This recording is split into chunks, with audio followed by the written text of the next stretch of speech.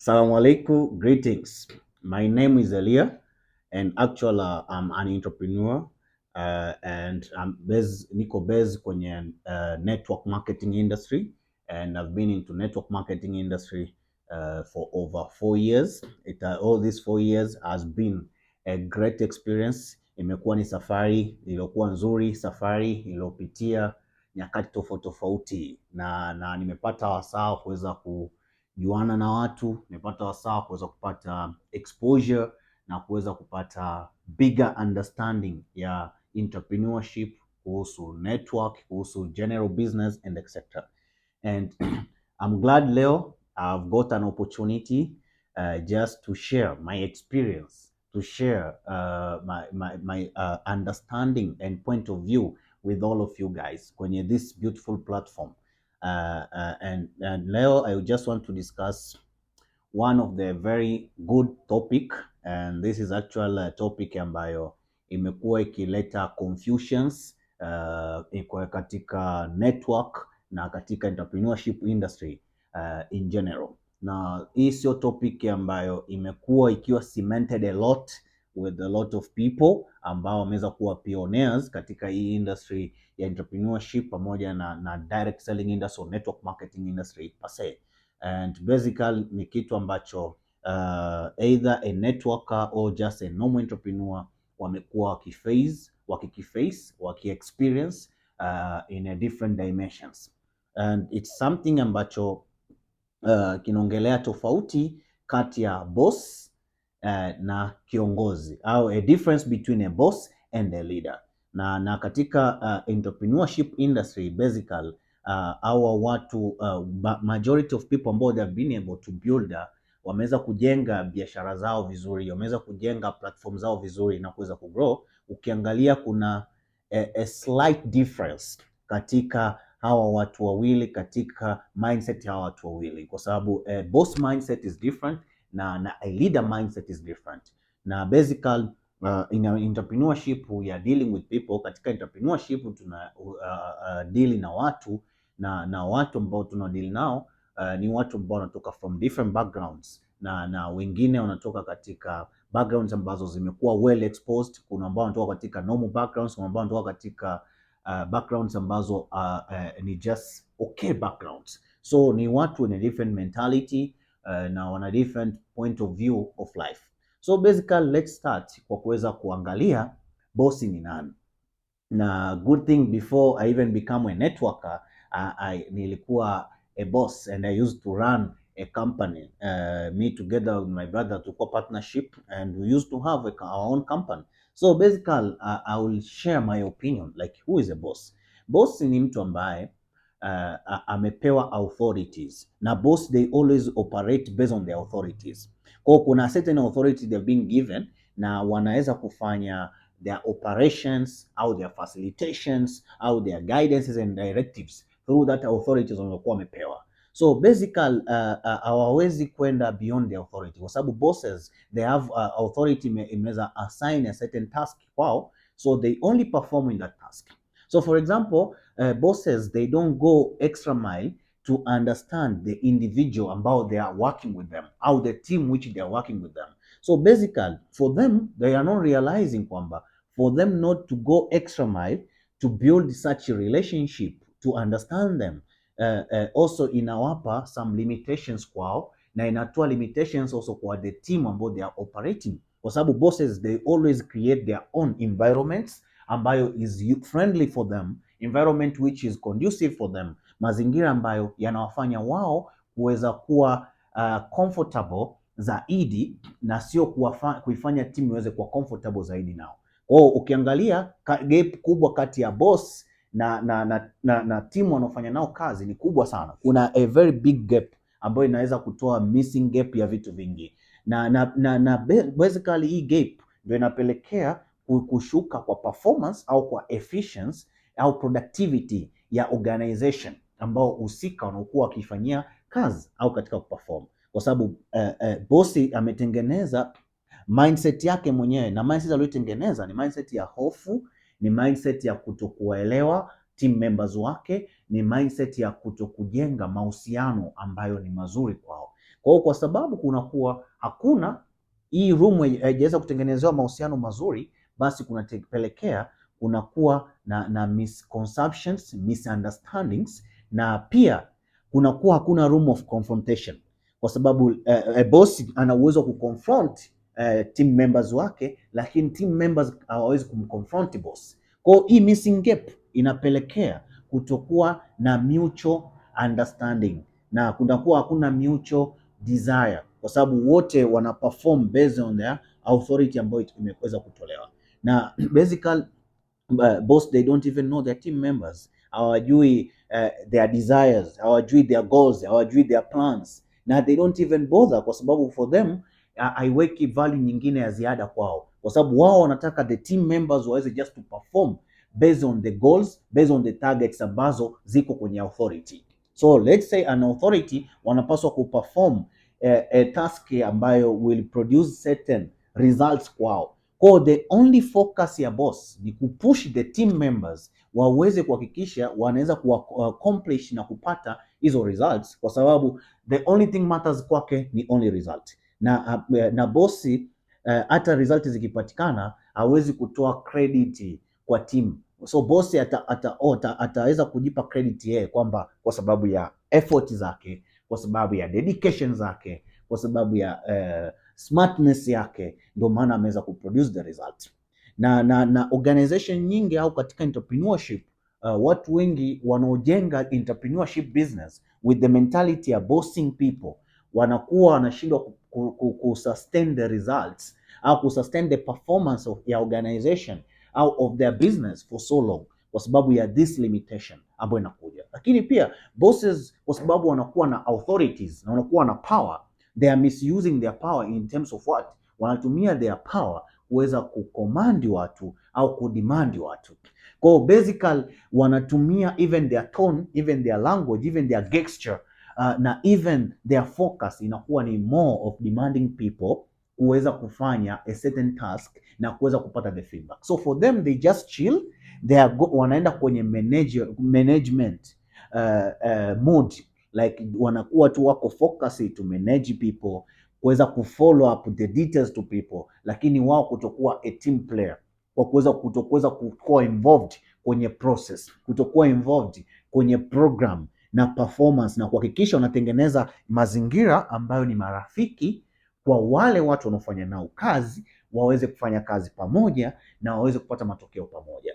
Na hii imekuwa ni moja ya sababu ya watu wengi sana kushindwa kupata consistent results, kwa sababu wanakuwa wameweza kufocus katika hiyo moderate, katika hiyo mentality peke yake, na hii mentality inafanya team members wanakuwa inferiors, wanakuwa hawana peace of mind, wanakuwa hawana freedom ya kuweza kutoa speeches, kwa sababu wanajua akitoa speech boss will crush the speech, boss will crush, na wakiweza kuwa na hiyo fear, so ina generate the fear, na inapo generate the fear, kwa watu wanakuwa wanaweza kufanya things just on their own, wanaweza kufanya things without the consultations, wanaweza kufanya things just to perform the task, lakini sio to perfect the task na kuweza kuitengenezea better environments ambayo itaweza kugenerate results ambazo tu they are not for today but the long term results.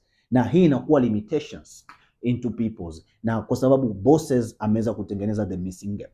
So and basically in network it has also happens many times, and I've seen it even at beginning kwangu mimi, I've experienced it, na ilikuwa it's a bit hard to adjust, lakini I realize in the entrepreneurship journey kwamba all the people ambao wameweza kubuild the great organizations duniani, either in network business, either in real estate business or in any other form of business, ni watu ambao waliweza kuunderstand the bigger difference between boss and leader. So a leader ni mtu aina gani? A leader kwanza ni mtu ambaye yuko open for confrontation. Na a leader, confrontation na maanisha ni kwamba team member anaofanya nao kazi ameweza kutengeneza mazingira kwao ambako wao wana uwezo wa ku reach out kwake na kuweza kudiscuss the concerns, to discuss the issues with the open conversation, not only the issues za kazi ambazo wanazozifanya, au target ulizonazo peke yake. Hapana, even katika personal level, kwamba kumeweza kuwa na some differences kati yao, au kupishana kwa kauli, au kupishana kwa mitizamo, au kupishana kwa malengo ya aina yoyote yale, wana uwezo kukaa mezani na wana uwezo kufanya confrontations. So bosi ametengeneza mazingira ambako mtu aweze akamconfront kwamba yeye yuko sahihi wakati wowote, yeye ndo ameweza kustand kwamba as a mastermind na anapaswa kuweza kufanya chochote anachofanya na credit zote anachukua yeye. Lakini for leader ni tofauti. Leader ametengeneza mazingira ambayo yeye ana win-win situation pamoja na organization anayofanya nao kazi, kwamba watu wake au team members wake wanaweza kumconfront, na pia yeye ana uwezo wa kuconfront kwao. Kwa ku-allow confrontation inaweza ku-reduce a lot of conflict, kwa sababu there is a famous saying kwamba confront before conflicts. Kwa kwenye conflicts of interest, conflicts ambazo zinazokuwepo kwenye organizations ambazo haziwezi kuwa resolved by confrontation between the two parties, zinapelekea kuweza kuwa na so much limitations, kunapelekea kuweza kuwa na performance ambayo sio nzuri ya organization husika, kwa sababu watu wanakuwa wanakaa na dots, na hizi dots zinawapa watu limitations, zinawaziba watu, kuwapa uhuru wa watu kuweza kuwa na freedom ya kufanya taski zao jinsi inavyopaswa kufanyika. Na pia a leader huwa ana empower. Leader huwa hawezi tu ana empower katika maono gani? Kwamba anawajua team members wake ambao anashughulika nao katika field aliyopo. Kwa anaweka effort ya kuweza kujua, na kuweza kuwajua ni kwa kufanya engagement. Kwa kunapokuwa na engagement ya muda, engagement inafanyika kwa kutumia muda pamoja, kukaa pamoja, kufanya kazi, shughuli tofauti tofauti pamoja, kuweza kuwa na common goals pamoja, kuweza kuwa na common vision pamoja, na kutengeneza common intention pamoja. Na pia by spending quality time, inapelekea boss anaweza, I mean a leader, not a boss, a leader anaweza kujua team members wake na kuweza kujua anaenda. A leader will go further. A leader will get to know their goals, not only in terms of business, even their personal goals, kwa sababu anajua kwa kuweza kudiscover their personal goals na kuweza kuwasaidia waweze kurealize their personal goals in terms of family, in terms of their dreams, in terms of their desires, in terms of spiritual, in terms of personal growth. All these aspects ambazo leader anaweza kuhakikisha kwa team members wake ameweza kuziverify, kwa sababu anapo verify aspect zote kwa pamoja, anaweza kutengeneza trust path, anatengeneza mahusiano ambayo yanakuwa na uaminifu, trust path kati ya pande moja na pande nyingine, trust path kati ya pande zote mbili. Na kunapokuwa na trust path, kunakuwa na uhuru wa kuweza kufanya kazi pamoja, kufanya responsibilities pamoja, na kuweza kufanya confrontation with each other accordingly, bila kuwa bila kuchukulia vitu in a personal level, kwa kuweza kuunderstand the intention. Kwa hivi vyote inapelekea team members kuona kwamba leader cares for them, na team members needs to feel kwamba the care, needs to feel the love, needs to feel the dedication. And leader, they offer more love, they offer more care than how even the team they give to them, kwa sababu anything you offer you'll get it back. So bosses, they don't get the love, and majority of people they hate their bosses. Hawawezi kuambia the bosses kwa sababu of the authority boss aliokuwa nayo, na they are worried and they are scared and they are performing with the fears and limitations. But with the leader, always create the environment ambako team will feel the love and the care from the leader. Now once the team members or they feel the love and the care, they feel more comfortable, wana feel joy, wana feel the happiness, they wanakuwa na excitement, na wanakuwa not na excitement ya kufanya kazi, hata excitement ya kuwa na interaction kati ya leader pamoja na the team. Na hii inapelekea kuweza kuincrease the performance and the efficiency of the team, not only kwenye short term, in a long run also. In a short term na in a long run, it always bring the result, na it always empower more people, kwa sababu leader, they always empower their team. They empower the team kwa kuweza ku break the limitations ambazo team members wanazokuwa nazo in their mind, kwamba limitation, either somebody yuko na limitation kwamba I cannot become successful maybe kwa sababu of my background.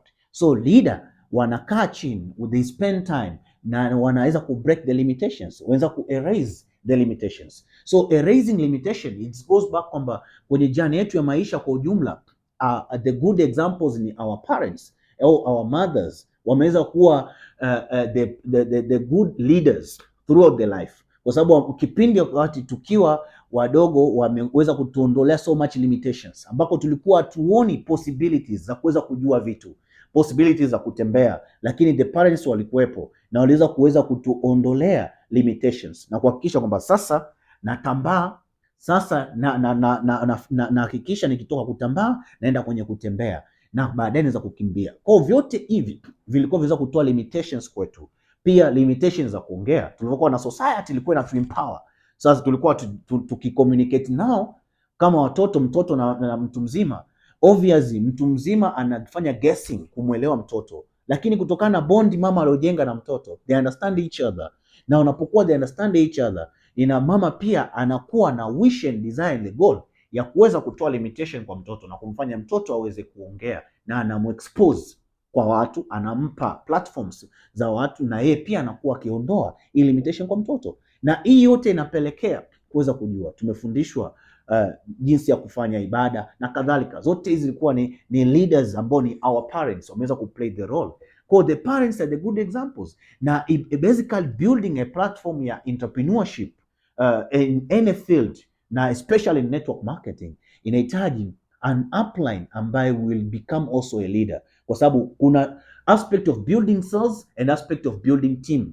Aspect of building cells, even if mtu sio leader can produce cells, kwa sababu cells it's just focusing on the cells, focusing on the activities, but in a long run kuweza kusustain the team ambao will keep growing from local market to international market na kuwa na global organization requires a mindset of leader, mindset ambayo, and the leader, hata timu inapokuwa kwenye good performance, siku zote leader anatoa credit to the team na ana take the responsibilities anazokuwa nazo. Na pia hata timu inapokuwa iko katika performance nzuri, leader still huwa hatafuti nani wa kumlaumu, huwa ana carry the responsibility, anaweza kwenda chini zaidi, kuendelea kuempower watu zaidi, kuengage zaidi, kutrain zaidi, kusupport zaidi and kusacrifice zaidi, kwa sababu moja ya great component ambayo inamtofautisha leader and boss, bosses they are feared and scared of sacrificing, ila leaders they are ready to sacrifice, and whatever takes leaders they will sacrifice kuweza kusustain the organization na kuweza kusustain the team, to grow the team. Ndio maana leader they sacrifice to spend time with the team members, kuweza kuwajua team members wao, kuweza kujua potential za team members wao, kuweza kujua skills za team members wao, na then aweze kuhakikisha kutokana na team member alionao, kila mtu ana skills tofauti. Huenda kuna mtu ana skills ya kuongea, kuna mwingine ana skills ya kusikiliza, kuna mwingine ana skills ya kupresent vizuri, kuna mwingine ana skills ya kufollow vizuri. Kwa leader anajua jinsi gani anaweza kuwatumia wote kwa pamoja na kucombine hizi talent zote, kucombine skills zote kwa pamoja kuweza kuproduce the better result for the team. Kwa hiyo boss ana play a solo game, kwamba yeye yuko na authority, yeye yuko na power, anatumia authority yake and power yake kuweza kugenerate results na kuweza kupata performance. But leader ameweza kuunderstand kwamba individual yeye mwenyewe kutumia solo game yake mwenyewe kama individual haitoweza kumpa a great result na kuweza kumpa remarks ambazo unazihitaji. Kwa hiyo yeye anaweza kujua jinsi gani ya kuweza kutumia team members pamoja na yeye pamoja, so waweze kugrow pamoja and achieve the result. So basically this is very important. Now this is the difference about it, give them the different picture, different image, na wanaweza kuweza kufanya performance tofauti. Lakini pia the image ambayo wanakuwa the self image, picture ya kwake leader na picture ya boss ni tofauti.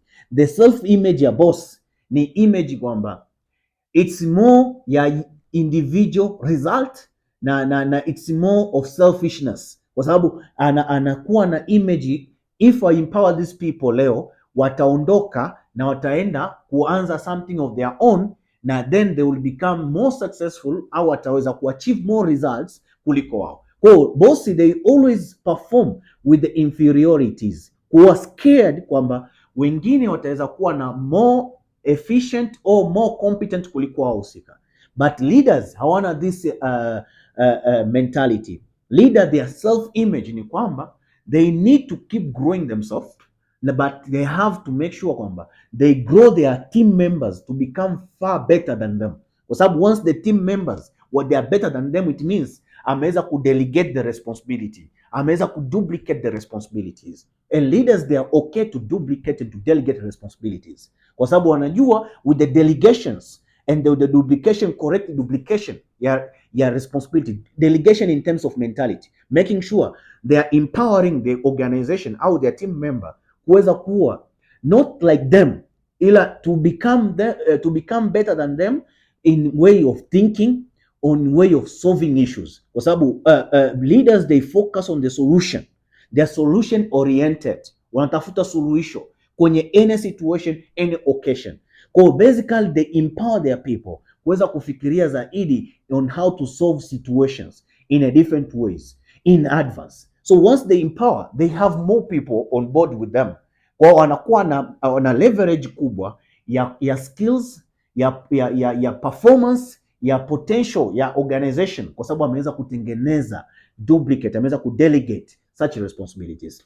But boss always give orders, na they just follow the orders, na even they give orders, they are somehow wako na worries, wako na fears and hesitations and doubts kuhusu kwamba the orders ambazo wamezitoa hawawezi kutoa empowerment kwa wahusika team members wao, kwa sababu wanajua if they give the empowerment to their team members wanaogopa kuwa na backbite, kwa sababu hakuna win-win situation. Lakini the organization and especially in network hakuna a boss, we are all business partners. Kwa the relationship it's built of more of partnership, kwa it's more of win-win situation. So the empowerment leaders with the delegation, this is the key and this is the component ambao can give the massive results and is the secret pekee ambako you can be able to build a global organization, kwa sababu the more you empower them. Yeah, so as I said, in network advantage ambayo we are having, we are not building business with the relationship of boss with the team. The network, we are all our own bosses, so it means we are all business partners, so we have partner, so we have a partnership. So it's very important as a leader of the group in a network to understand this partnership it's not giving you the authority au mamlaka of being a boss to any of your team member. This partnership inakupa an opportunity ya wewe kuwa na wide range to partner with the guys in your organization and to build a great organization or great global team ambayo you all benefits. So it's very important to have this mindset and to have this understanding.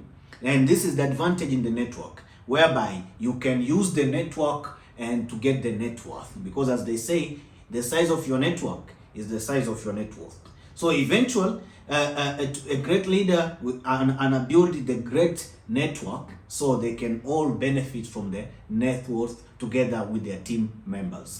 So eventually, I will just tell you, to be a leader takes a lot of courage, takes a lot of willingness to learn, willingness to submit yourself, and also being a leader takes you have to be honest. You have to be honest with yourself, you have to be honest with the team members, you have to be honest with your actions. So the sincerity, it simply means what is in your mind, what you are saying, and what you are doing as your action. They are all connected, they are all resembling, they are all equal with the same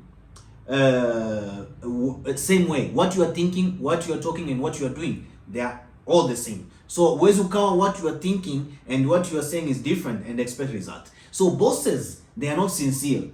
They, because of what they are thinking is different with what they are saying and is different with what they are doing, and that's why they end up creating missing gaps with their team members and they fail to get the results. So this is very important for leader, and leader need to develop this, and this goes back to your own action. That's why it's important kwa leader kuweza kuwa na personal enhancement, kuweza kuwa na personal growth, so uweze ku grow your mental, uweze ku grow your internal strength, na uweze ku relate with what you are doing, so viweze kuweza kukupa a good result out of it. And good thing, as I said, in network we have appliances ambao they're not standing as our bosses, but they're standing as our partners, and also they are standing as our senior and standing as our coach as well. So we have to be willing to be coachable by them, but also if you have a correct mentality and correct attitude, you can learn so much and so many things from the team members. Now you can understand how to empower yourself. So for the past 5 years of being a networker, I've learned so much from my uplines. I've learned so much. I've learned a lot more from my team members, because they have different potential, different skills, and this is not something I'm taking for granted. I value it a lot and I cherish it a lot. Imeweza kugeuka kuwa the best university. So there is a say kwamba the best, you can learn so much from life itself if you have a correct mentality, and this is the mentality which you need to develop as leaders. And far more leaders, they are ready to sacrifice. They sacrifice their time for their team members,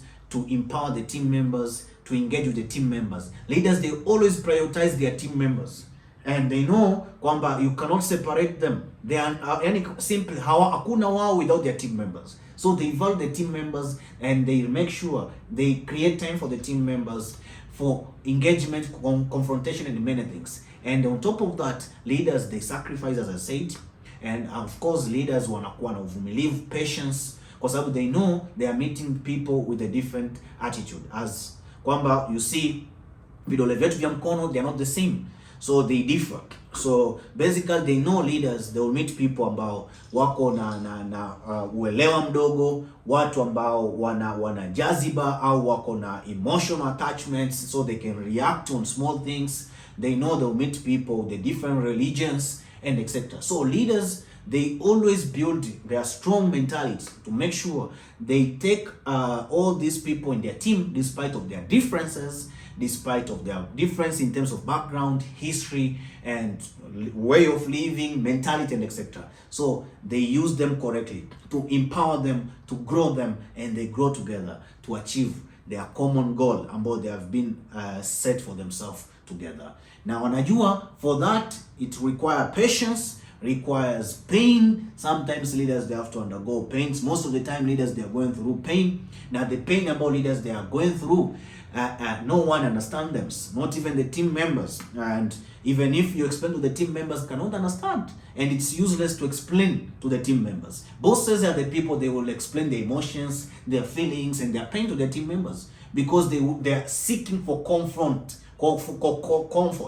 But the leaders, they are taking responsibilities of their life, and they don't give their problems to the team, because they know once they share the problems to the team, they will limit the team. They will limit the team how? Team will start analyzing and thinking kwenye the problem of their leader, and not thinking and prioritizing their goal. And that's why the leaders, they don't share. Even though the great leaders like Mahatma Gandhi, Nelson Mandela, Martin Luther King, Mother Teresa, Nyerere, and etc. They had so much personal problems, but they hawajawahi ku enhance or share their personal problems with the world or with the organization in which they are leading, because they understood by them sharing, they will just change the atmosphere. Now once they change the atmosphere, people won't focus on the goals. About the goal is what, to make the world a better place. The goal is to make sure they free people in the world, and etc. So any aspect of organization you are building, a leader, they don't share their issues with the team. They only share their issues with their mentors. Don't they discuss, because the team members cannot advise them on how to resolve the issue, but their mentors can advise them better and give them solution on how to resolve the issues and how to grow together. So leaders are not becoming successful with the absence of problems. They became successful with the presence of the issues and the problems. And once, this is life, even if you solve one problem, another problem will be waiting for you, and will just knock your door, and then you have to solve. So the leaders, they understand they should not focus on the problems. They should focus on their goals and their priority of life. But bosses, they focus on the goal, on the problems, And that's why they cannot progress themselves. They also limit the organization to grow. But leaders do discover this, and they know that it's very important to focus on their goal, because the problems will never finish. Every day they will face new issues, new challenge, and that's life. And you need to embrace the challenges and to keep growing.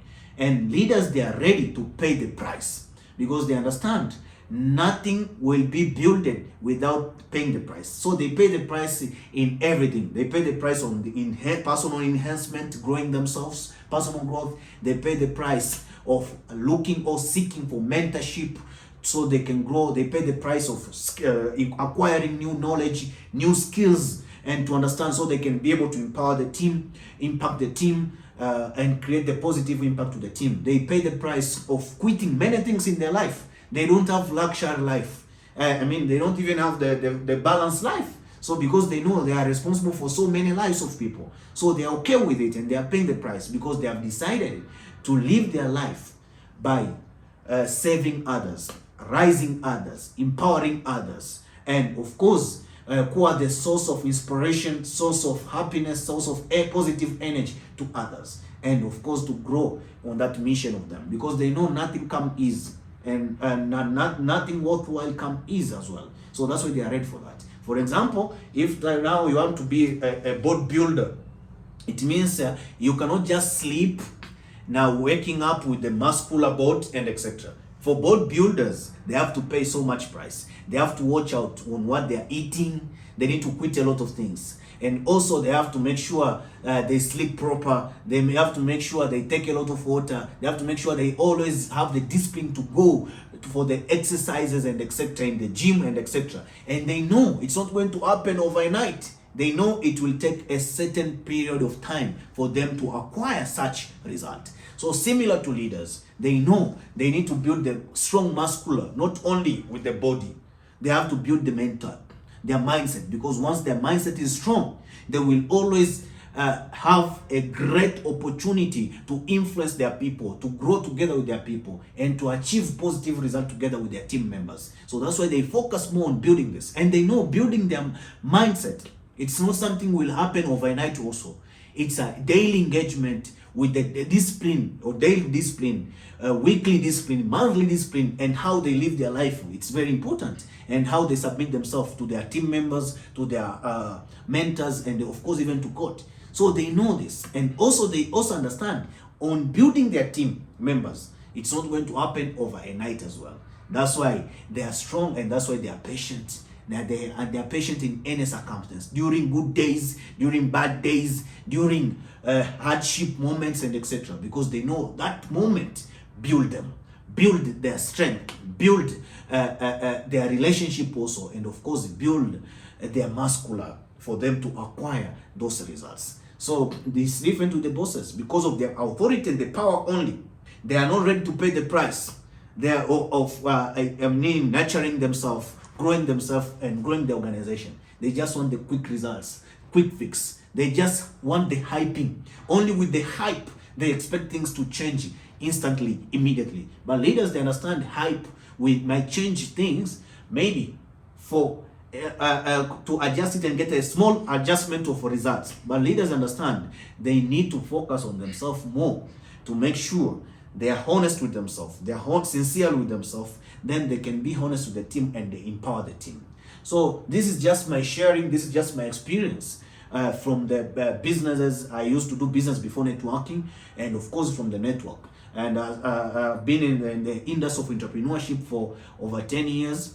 And of course, I've been into network for over 5 years. So all this combined together, they have just been like my stepping stones on how to live my life and how to grow myself and to grow my organization. And this is the only secret you need. This is the only elements you need, some aspects to focus on them, and it will help you to grow more. So hopefully this will help you to understand the difference, and will add a different value into your life, and you'll be able to build a great organization. So my humble request, be a leader and don't be a boss. If you want to build a sustainable and fantastic organization, remember, if you want to go fast, go alone. And this is what bosses they do, because they want quick result. They just go alone. But if you want to go far, go with the team. Then you reach far, because your net worth is, your network is your net worth. And with the team, you're building the network. Then you acquire that net worth. So love you all and see you next time.